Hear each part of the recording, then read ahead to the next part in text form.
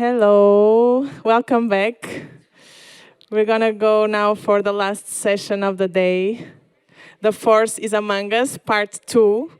I want to really appreciate all these citizens, activists that are coming also to tell us their story. Thank you also for giving space for that. And I would like to call on stage Daniela Barbosa and Dragana Skenderija. It's not easy, the name. And Ana Pereira and Martin Dalvai Lucas Twill. Please come, join us up here. Hello.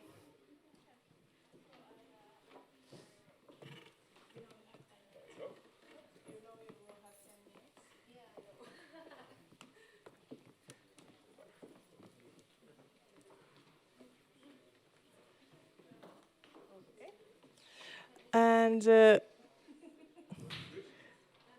let's give them an applause so they get the energy. Yeah.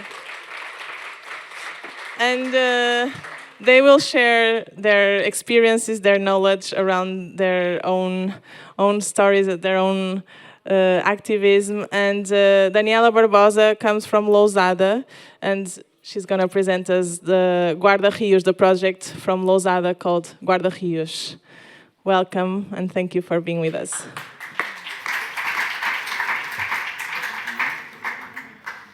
Well, thank you, Jayota, and thank you, everybody, for this amazing event.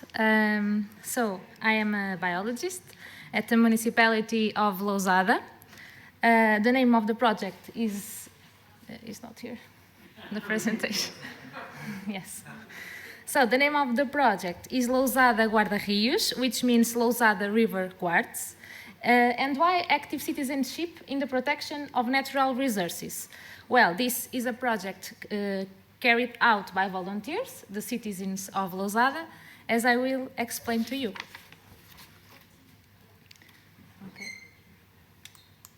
Okay. So, Lousada is a small city located in the northwest of Portugal, district of Porto, in the Val do Sousa region, which means Valley of the Sousa River.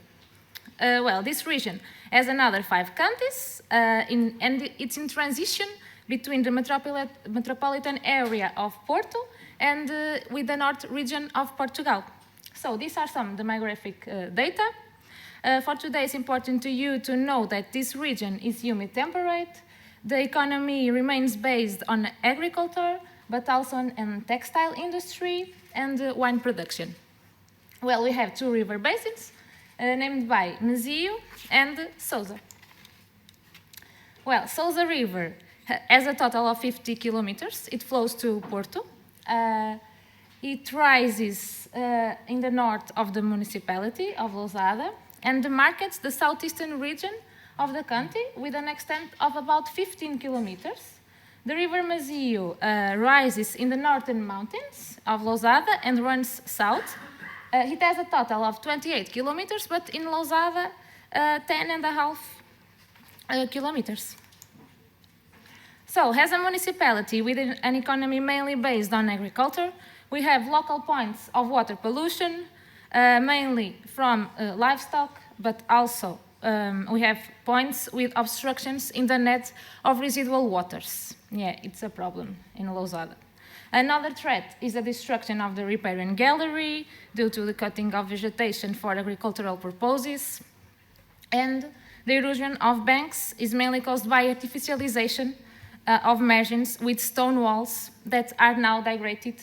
And the last 2 threats can cause flooding. As you can see in this image, the river is there, the riverbed, and this is River Sousa in a section without trees, as you can see.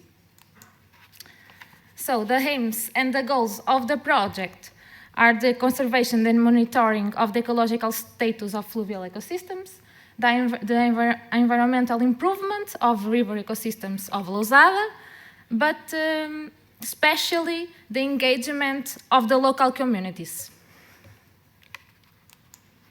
So we characterize the main watercourses, tributaries of the river Sousa, and of the River Mazio, in a total of 9 courses that represents about 55 kilometers. 55 kilometers and 166 sections. We characterize 166 sections. Now we are mapping and characterizing more tributary streams. We don't stop. As you can see, there is carried out a physical and a biological characterization of the stream bed, of the banks, but also of the surrounding area. This characterization allowed the identification of sections of particular interest from the point of view of recovery, but also of conservation. We have sections that we need to conserve. And additionally, the information obtained was very relevant for organization of formal inspection actions. So we did clarification and dissemination sessions at various points in the municipality to better explain the project and attract volunteers. We did the training of volunteers with the theoretical and the practical training, enabling them to form river guard patrols. These volunteering actions can consist on adoption of 250 meters of river, providing each patrol with a river guard kit, and in environmental improvement actions to be carried out in priority locations. So the kit consists of a transport and identification bag, a reflective vest, the manual, the Guarda-Rios manual, and the characterization sheet of the river section. It's important for volunteers in order to gather the information with which we will decide the priority sections of action. So the environmental improvement actions can consist of removing trash, in the maintenance of water courses and flood management. Here in this image, this case, is the left bank of the River Mazio, has become infested with this vegetation. It's a native vegetation. It's Tifa latifolia or tabua in Portuguese. But in this case, the margin is an artificial margin with concrete. So that caused the accumulation of land. And here we had to remove the vegetation from the riverbed so that the water could flow. We also do invasive species control. This is in the margin of the River Mazio too. The renaturalization of riverbanks. In this case, the riparian gallery was destroyed, and we had to reconstruct the bank with some rocks in order to contain the soil. And after that, we did the plantation of trees.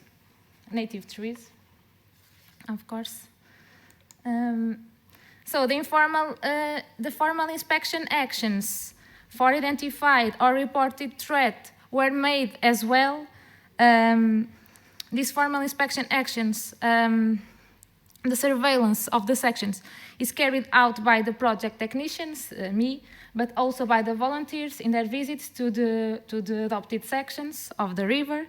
They consist of formal visits to the market locations carried out by the project technicians and wherever necessary with the authorities. The situations that motivated, the most common situations that motivated the formal inspection actions were the discharge of livestock effluents, the solid waste disposal in the margins, the cutting of riparian vegetation, and water pollution. From small industries and from the net of residual waters. We have problems. So these books are part of the municipal strategy for sustainability and are offered free of charge to students. For example, in this book I have with me, if you want to see the book, it's named Vai Conto do Moinho do Meio. It means it's an history about a watermill that exists in the River Sousa, and it works. And all the species that are in the book, they are chosen by me and my colleagues, the fauna and the flora.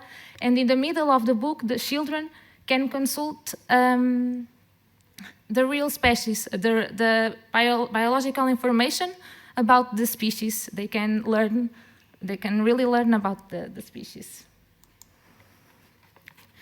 Another material developed by our team was the Guarda-Rios manual for the patrols. It contains a guide of good cleaning practices and a filed guide with the most common flora and fauna of the rivers of Lousada.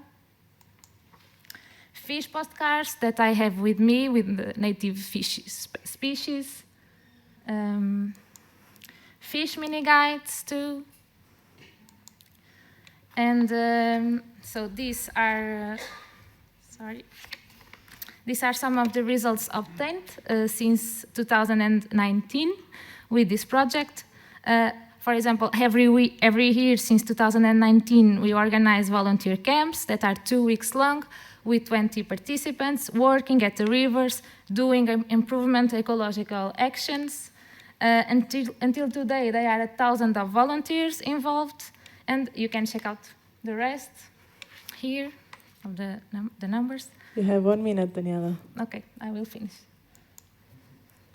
So as you may see, our project have an important impact, and they were covered too by the media. And thank you all for the attention.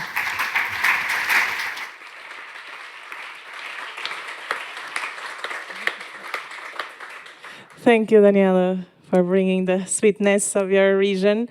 And please, Dragana Skendarija, please correct me your name, please, on the microphone. And she's coming from Bosnia Herzegovina, from the Center of Environment Banja Luka. And she's telling us about freedom to the rivers of Bosnia and Herzegovina. Yeah. Welcome. Thank you. It is not really easy to speak after all of these amazing speakers that were speaking before me, and especially with my English. So please be patient with it. So thanks. I want to thank to the organizers for giving me a chance to represent my organization, but also the network, the coalition of the protection of the rivers of Bosnia and Herzegovina.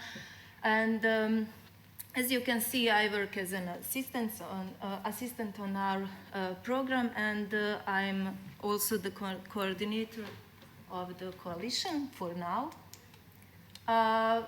The Center for Environment is founded in 1999, and first it was called Young Researchers, and then after 5 years, in 2004, it changed name to Center for Environment.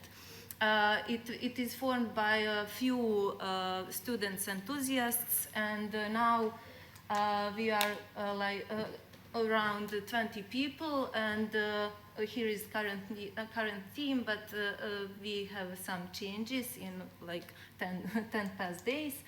We are divided into 3 main programs: biodiversity and protected areas, energy and climate change, and transport. And also we have our activist group of young volunteers, and we are one of the Aarhus centers in Bosnia and Herzegovina, one of 4. Here is our current anti-small, big hydropower plant team. My colleague Viktor Bijelic is one of the people who formed Center for Environment, and he's an initiator of this campaign of anti-hydropower plant projects. Jelena Ivanic is coordinator for Bosnia and Herzegovina of Save the Blue Heart of Europe campaign. Me and colleague Rajib Skojmorac, who is legal advisor and lawyer. So I will represent you our main campaign through these 17 years. The first one started in 2004. It's called Let the Verbas Flow, when there was a plan for construct of the 2 hydropower plants on our river Verbas in Banja Luka, the town where I come from. Then we formed coalition for Vrbas and gathered 36 associations from Banja Luka. We had a big protest and collected 17,000 signatures. It lasts, as you can see, it lasts for 2 years, but because of time, I need to speak, to be short. And after all that steps we taken, we succeed and we won this fight. But again in 2018 there was again plan for these hydropower plants, but then we again reunited the coalition for Vrbas, and together with the local community we succeed again and we won. So the second biggest campaign is Save Sana. That's still like it is still on because and I can say that is the biggest sadness for us because after years of fighting for this to save this river, the Austrian company Kelag managed to build a small hydropower plant Medna, and it is 300 or 500, I'm not sure now, meters from the springs, Sana Springs. And we didn't have many people to fight for it, but we didn't quit, and we are still fighting for. And before Corona, we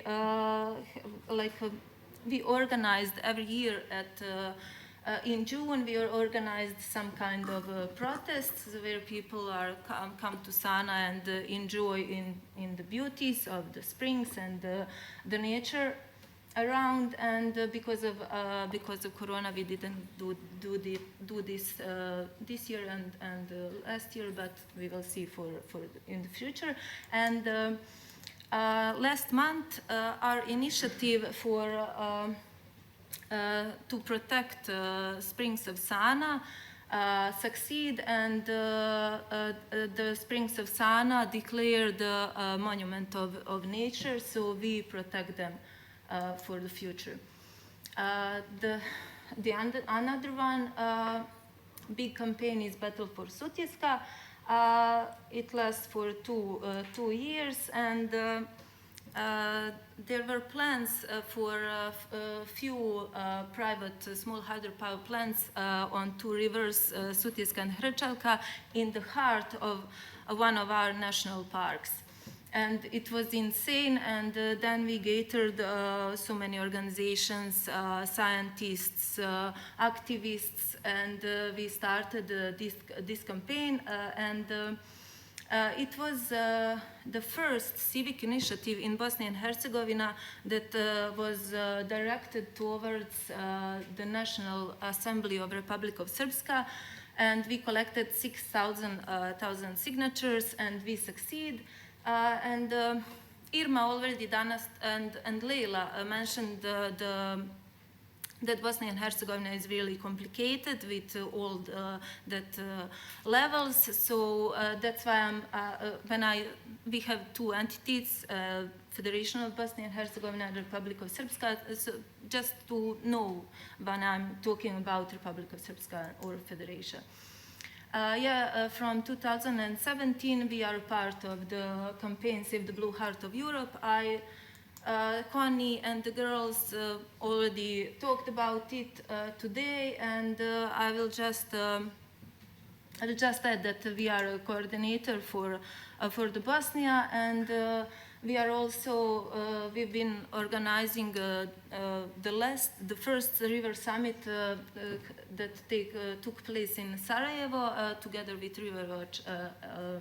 We organized it, and it also gathered so many people, and we also had a big concert with our regional artists. So through all of these years during these campaigns, we've been supporting so many organizations, activists on the fields. And then in 2016, we formed the Coalition for Protection of Rivers of Bosnia and Herzegovina, because we knew that together we can do bigger things. And Leila also talked about that unity and all that situation in Bosnia and Herzegovina. And I can say that I'm really proud of Coalition, and I'm proud that I'm a part of it, because here you can see small Bosnia and Herzegovina. In all this, we have around 30 organizations. Not all are so active, but still maybe 10-15 are active and very active. And whenever I lost my energy, or I don't know, whenever I'm depressed and I'm thinking that we can't do nothing, that I don't know, I lose any hope, then I go to field and to meet all these people from the coalition, and I come back to Banja Luka with more energy and with new hope and new ideas for further work. 1 minute, Dragana. Oh, you will 1 minute. Okay. There you can see the pioneers of the fight for small hydropower plants. We were with them, and brave women of Kruščica, you can see them. Neretvica, Lela already mentioned them. Fight for Rezav River. Those are fight for Bjelava. Those are just few cases, because there are so many cases in Bosnia that cases on small hydropower plants problems.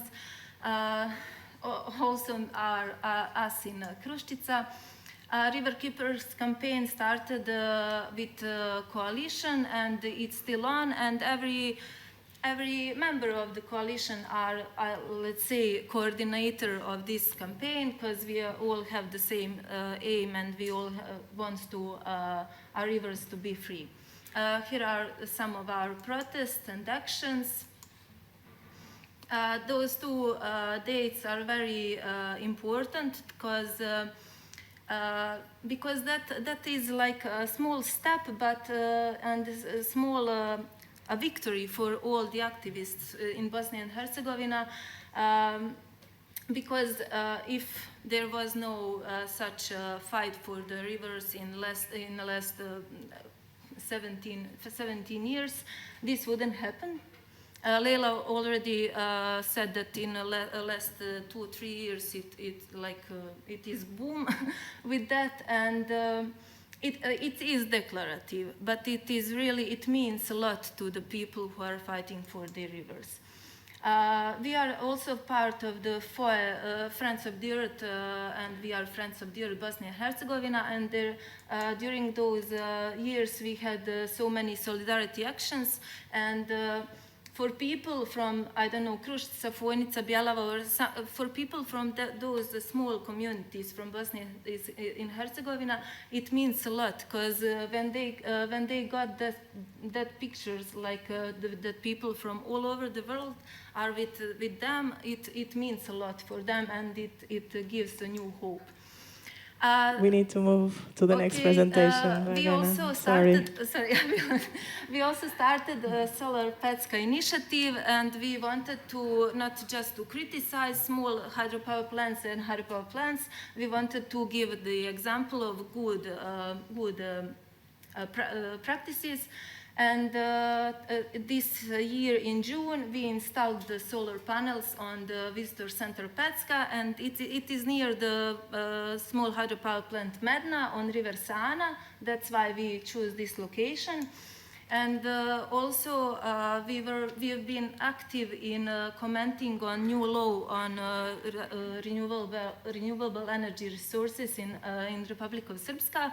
We sent the comments, and now we are waiting for what will happen, but still we are lobbying together with all our colleagues from the coalition, lobbying for it. And in Federation, it is still in draft, but and this was also draft.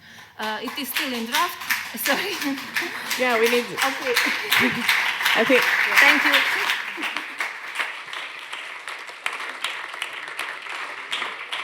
We will find more in the website that you just shared. Thank you so much for sharing with us your project.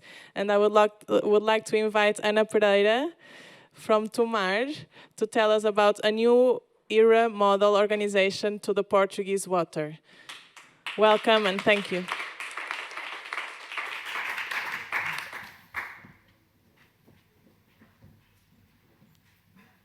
What a day.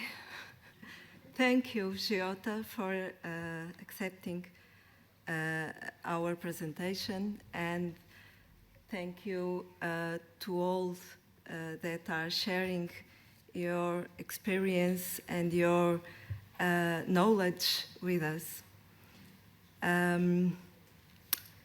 Our concerns about the river's pollution, the water availability and its quality due to climatic crisis, and the regulation of the water exploration led us to start a study on this problematic. After studying and reflecting, we concluded that it's urgent and essential to make a new governmental approach proposal to the rivers management policy in Portugal. So we became political environmental activists.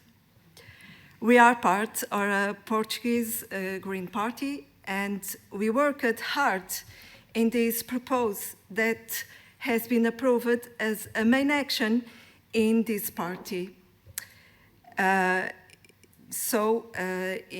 the last government and in the discussion to the state budget negotiations, we have our 3 deputies very dedicated to these 3 important achievements that we attained with some negotiation with them. 1, to restore the careers of river guards. That's so much important to our rivers. Second, more 50 natural watchers, nature watchers. And the third, the removal of obsolete hydraulic infrastructures. Yes, we attained that.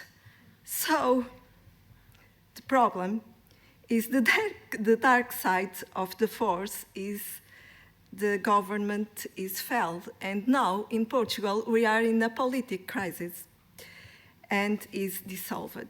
So we are going again to elections, but the force is among us, and we are now here to share with you our achievements, and maybe you can give us also your proposals and discuss with us this.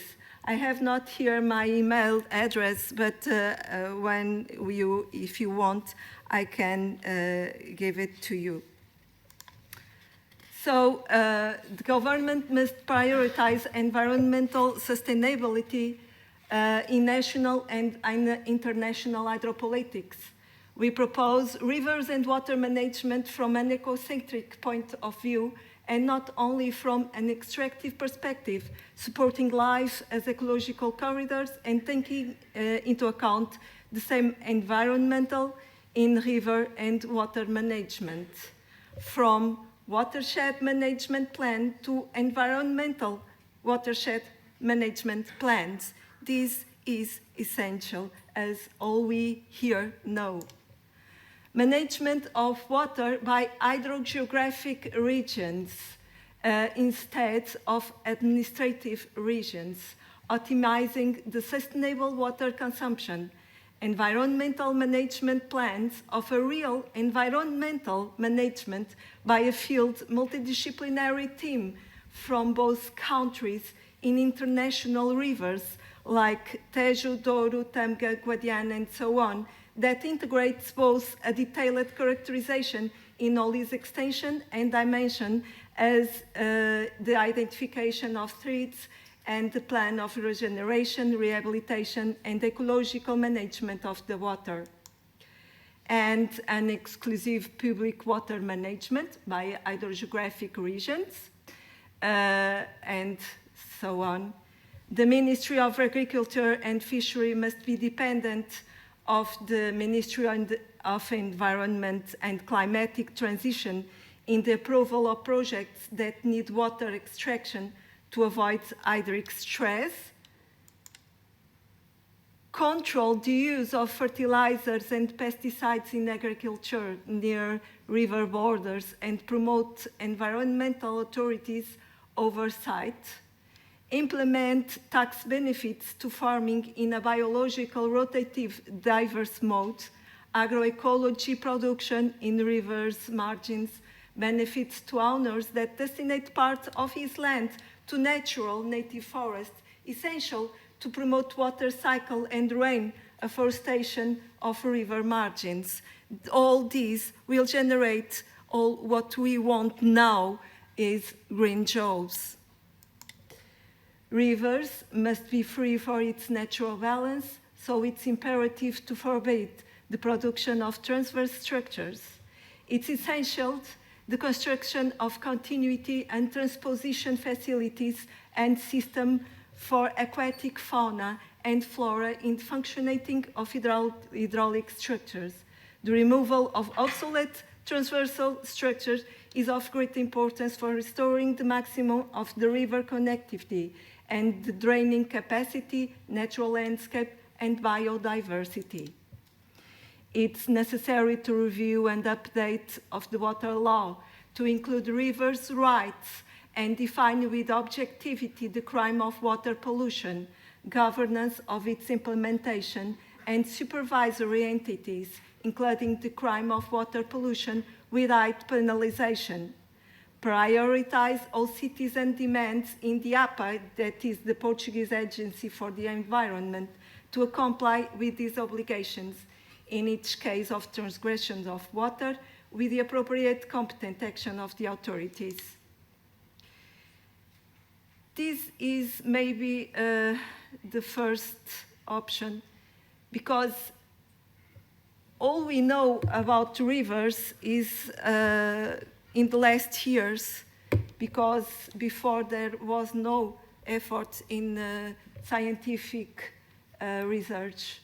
So it's very important to increase investment and effort in scientific research in riparian ecosystems, rivers, groundwater, WWTPs, water management, urban sanitation networks, separation of rainwater from sewage. I don't know if you know, this is the main reason why our WWTPs don't work. That is because there is no separation from the rainwater in the cities for the sewage sanitation networks. And this is need to do in this time. We need planning and reuse the treated water, use and reuse the water in homes, alternatives to dams, alternative to water, transverse structures, generating green jobs. This is also important, strengthening of SEPNAS, that is our armed environmental field authority, staff in numbers, training, and extend to 24 working hours. They only work from 9 to 5 at afternoon. So if there is a discharge from a WWTPs, they don't do anything at all because they are not working. We must wait for the next day. You have 1 minute, So, Anna. okay, I'm finishing. The career of nature guards be reviewed. We will come back to this. And the forest guards and river guards must be with high knowledge and skills. Protect the integrity of estuary habitats from any form of transformation of its absolute preservation. Somebody talked here about the new airport, and it's impossible for us, the new airport being constructed in the protection and in the estuary zone. Well, I will pass this on front because this is problems that today was talked so much. And this is Monica that is here also. And it's essential to create a sustainable way to approach people to rivers through sports, nature walks, ecotourism, promoting a positive and healthy public perception need.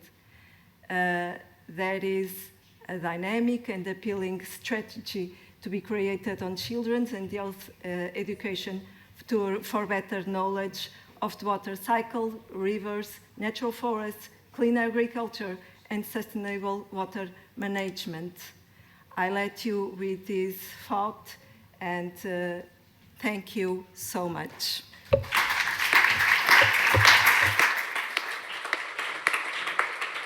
Thank you, Anna, for inspiring us. And I would like to invite now Martin and Lucas from Italy, presenting as scientists for Balkan Rivers Network. Welcome.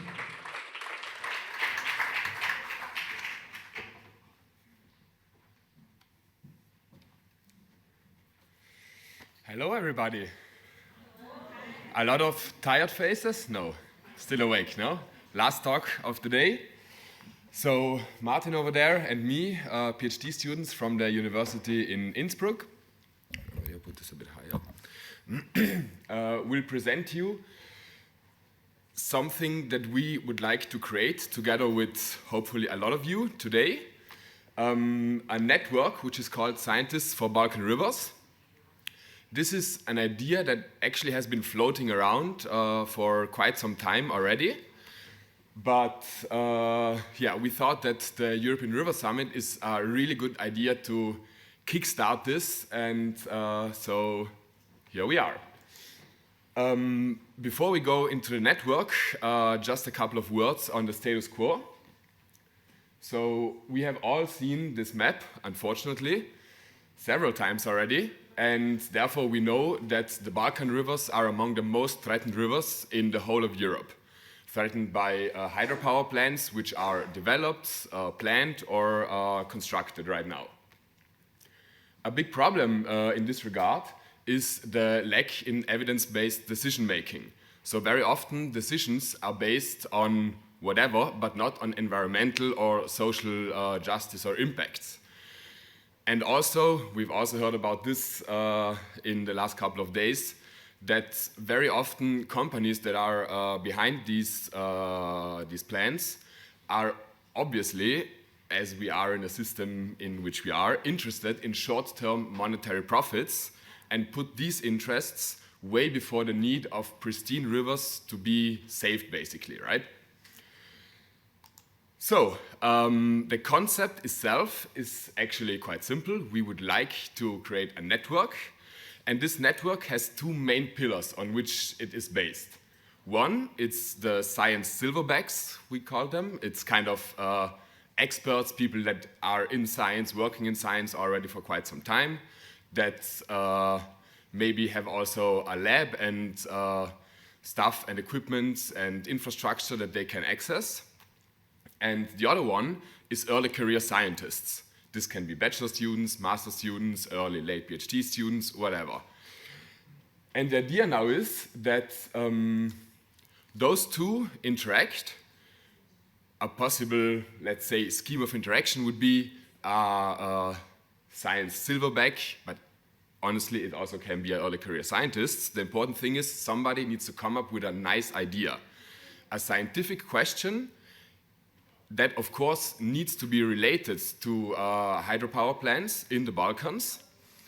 And this idea would then need a bit of thought, a bit of development, and most importantly, we would need to develop a very simple protocol, measurement protocol, for then basically motivating as many people as possible, and this is where the network component is really important, to go out in the field on a broad regional scale. And this is a point that I would really like to stress, that the strength of this whole idea of this network is the broad regional scale. If we manage to get enough people so that, let's say, at a given day, we decide this is going to be the sampling day, all of us go out, take a sample, and then we have data on a really broad regional scale. This is one of the biggest strengths of this network. Well, and then we collect the data, produce samples, raw data, and of course the individual groups, let's call them, like science silverbacks and early career scientists, also have a motivation for themselves. Like early career scientists are part of a network which they can use for themselves too, like in advancing in their field, but they would also be co-authors then in scientific publications that would probably arise out of this effort. The science silverbacks, on the other hand, would then get a lot of data on a subcontinental scale, like the entire Balkan, possibly, hopefully, with the help of you. This is one part of it, and the other part is that this data is then collected even way before the actual scientific publication, because unfortunately, as a lot of you know, the scientific publication process is not something that happens within like a week, it takes a bit of time. But the data can be there way, way before the publication, and this data can be made available to, for example, NGOs. And NGOs can then use this for evidence-based decision-making, but they can also use it as arguments for their lawyers in court cases, or use it as they see fit, so to say. And this is the concept, and now Martin will take over. Thank you. So let's put an idea which is already there behind this concept so that you maybe can picture it a little better. Namely, the topic of greenhouse gases. We've already heard this topic a couple of times these days. What's the status quo? What do we know? So a hydropower dam creates a potential environment for methanogenesis, so for the production of methane. Methane is around 27 times stronger in terms of greenhouse or in warming potential than CO2. This negatively impacts the environmental friendliness, so to call it, from hydropower. This is a fact. This has been shown. There are cases. Most of these cases, nevertheless, are within the Amazonas region. In Europe, I know a couple of papers which show this in Swiss hydropower dams. But to my knowledge, at least, there is nothing or no case study whatsoever about this in the Balkans. So having said that, for instance, we are from the University of Innsbruck. In Innsbruck, we have quite some knowledge, quite some devices available to work on greenhouse gases. So we would and could take advantage of this network and create a sampling protocol. What's a sampling protocol? So we would give instruction to people, to early career scientists or whoever is motivated to go out there and take samples. This can be either upstream and downstream of a hydropower project.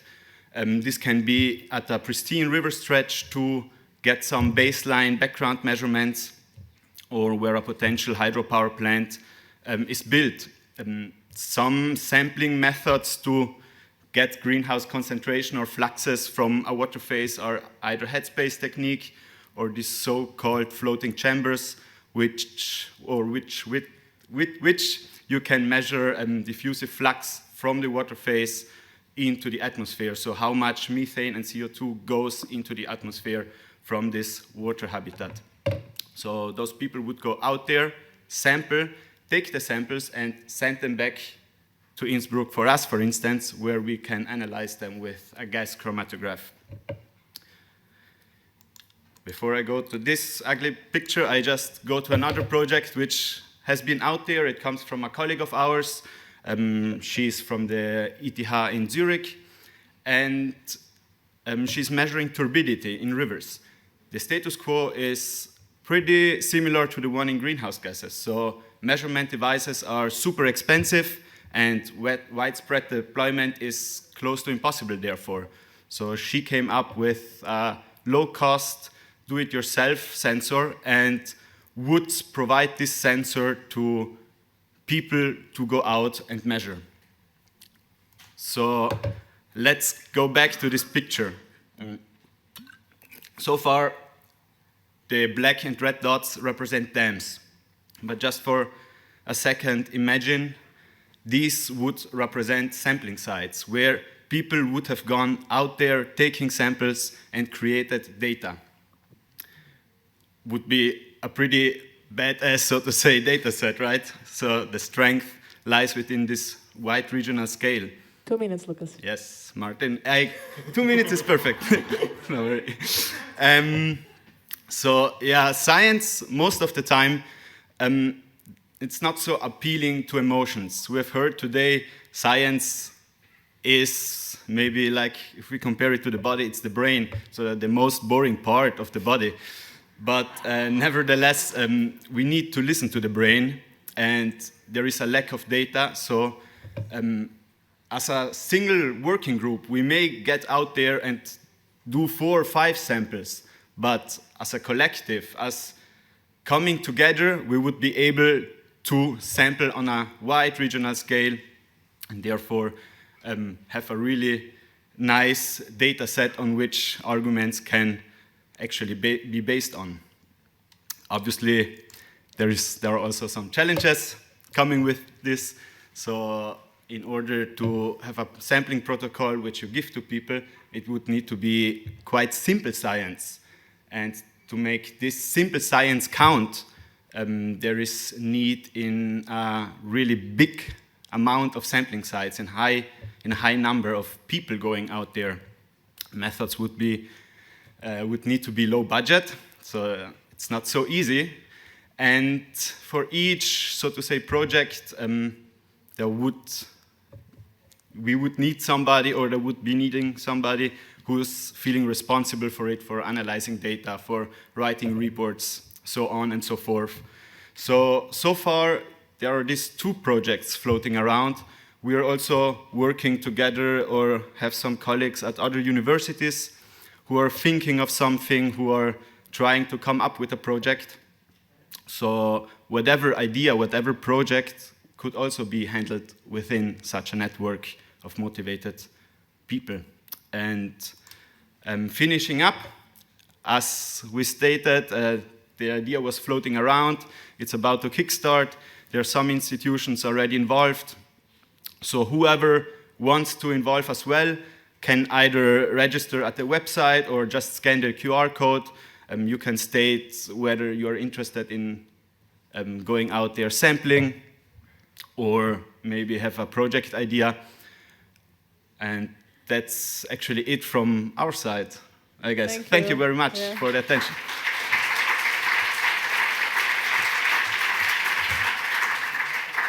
Thanks. Thank you for sharing your amazing idea and engaging us. And yeah, we go for the last discussion of the day. We have around 10 minutes because we really need to move on. There will be another event here in Gulbenkian, so we need to be straight at 6:15 max. We go. So we have time for 2 or 3 questions. And Bruna, the word is yours. Thank you. Wait, does someone else want to go first? Or sorry, because I have a lot of questions. My question's for the last speakers. Yeah, so it's great. I know that you're collaborating with my colleagues.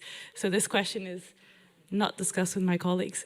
So I saw in your diagram that at the end, you would have the NGOs and you would have the science feed into the NGOs, and I think that's great. But I have another suggestion, is that for the ideas, you have the conversation with the NGOs first, because we need a lot of science as NGOs for lobbying, for evidence, and we sometimes need something that we already know that in 3 years' time, it would be great to already start the research now on something, and that in the future, you would have that analysis done.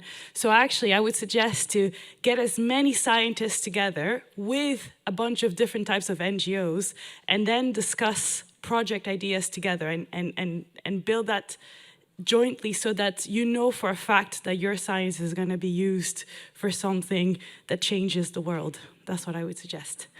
Wow, amazing. Yo-ho. Yoo-hoo. Yeah, you can. I mean, isn't this what this summit is also about? But yeah, I totally agree. And It was more not to put the NGOs at the end of the process, but to build them, because I mean, here there's a couple of NGOs, but there's many other types of NGOs that could really use the science that you're gathering for other aspects as well. yeah, and that's also where, I mean, whoever could make use of this network and come up with his own idea. Once there is a network, once there is like a communication between scientists across the Balkans, even and at the lowest stage, somebody can come up with a study and say, hey, I would like to do a research about this. Can somebody go out there for me and take samples?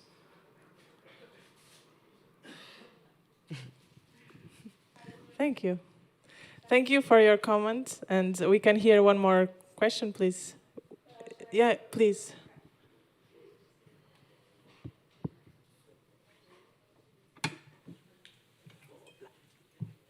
Hi, I would like actually to add on what Bruna was asking, because I was just thinking if there is a specific reason why you thought about keeping it to the Balkans region, or if the network could actually thought to be a network that builds across different regions or like countries, so that maybe projects that are present in a region or in a country can be also replicated by others. So the network could bring this. And another question was more about what we were discussing, the information that hydropower actually is producing methane, and if this information, you think it's kind of present in the media, if it's a fact that research has already like shown, and it's something to which we can like give more like development, like yes, like be spread, around. Yeah, thank you.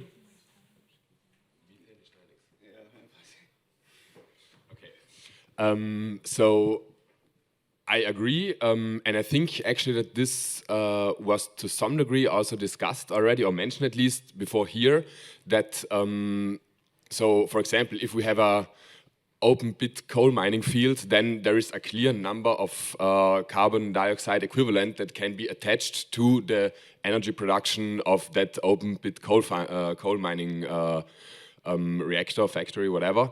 And it would be really good to have something like this, which is open, eyes wide shut in the public for everybody to like also associate this with the hydropower plants, basically. And then it's, yeah, carbon dioxide equivalents from the methane, of course. One thing is agreeing on the fact that this is a good thing.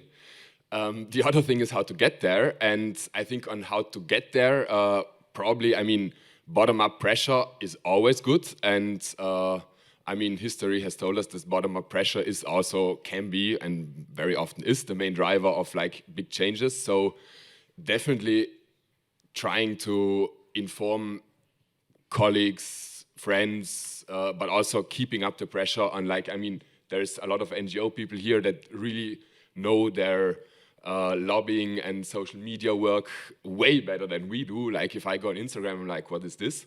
But so I think all possible channels that can be used to put up pressure on decision-making people should be used and can be used to like get this more into the public. And for question one, I think you want to say something. Okay.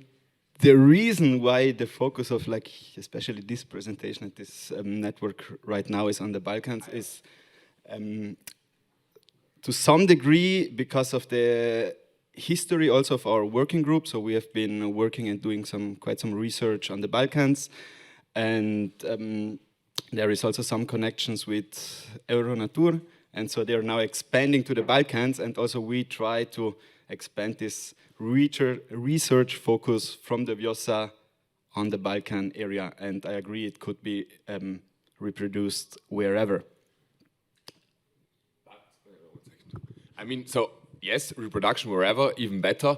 But I think like the imminent threat, at least within continental Europe, right now is the biggest in the Balkan, and that is why Balkan for this effort is the focal region, and therefore we need to put in as much effort as possible to make this thing happen. And I think here is a really good place to start this. We've heard of a lot of associations, foundations, different gatherings of people that basically started just a couple of months ago and made obviously huge progress and did great things and did achieve great things already. So I think this is a good starting stone now. And yeah, the fact that the Balkans are the focused area is unfortunately because at the Balkans right now, the greatest danger lies regarding hydropower plants in Europe at least. Thank you, Lucas and Martin, for your answers. I would like to start closing. One more question we will accept, the last one. 5 minutes, question and answer, please. Don't need just a comment on the greenhouse gases. I don't know if you heard my talk, but but the 27 figure for converting methane to CO2 equivalents is for hydro, right? That's non-fossil methane from the sixth IPCC report that just came out on August 9th. That's for 100 years as the time horizon, but we don't have 100 years to do something about global warming. And the figure for 20 years is 80, and for the basket is 50. So it's at least double and maybe triple that.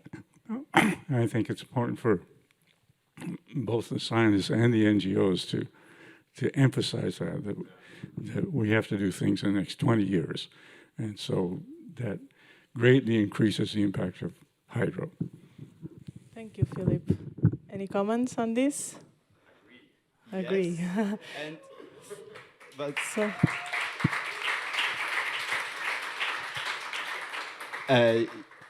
Yes, a comment, but what Philip just said directly leads me to your question from before. Why or how can this be made more visible? It's also time for scientists to speak out for their science, not just to maybe, look, guys, here is the data, but also to stand up if it is... So you understood what I wanted to say, obviously. Thank you. That's what you wanted to say since the beginning, right? Thank you. Yeah, thank you. Thank you for all the speakers for this lovely session. Thank you for being with us. Thank you all for your questions and enthusiasms. And yeah, thank you. Thank you. We're going to come back tomorrow at 9:30. I just have to say a few things before we leave this room. So one of them is that there was a question from the online audience about where to find Anne's video on the agro industry in Portugal. And I just want to say that in general, all the presentations will be uploaded on the website. For logistic reasons, it will be after the event is finished, but you can find everything there, all the contacts, everything is said. And Anne just made the link of this video there. But if you want to see it already already from now. You can go to YouTube and write Portugal resisting abusive agro-industry, and you will find this video, and there's also the link for the campaign that is ongoing for a law movement in the parliament, so you can go there. I hope the person that put the question is hearing me, otherwise we'll try to answer written. And for tonight, we know we have the art exhibition from the Coletivo Guarda Rios. It's in Alvalade zone, and it starts now from 6:30 until 8, so you can go directly there if you like. And then there is dinner at Tiku Tiku. It's a restaurant also close by, and both of this, the art exhibition and the restaurant, have their addresses on the website. So I hope to see some of you there, if not all of you. And to see you tomorrow at 9:30 for a round table around law and legal stuff that will be moderated by Annette from Euronatur. So have a good evening and see you tomorrow. And thank you for the amazing day.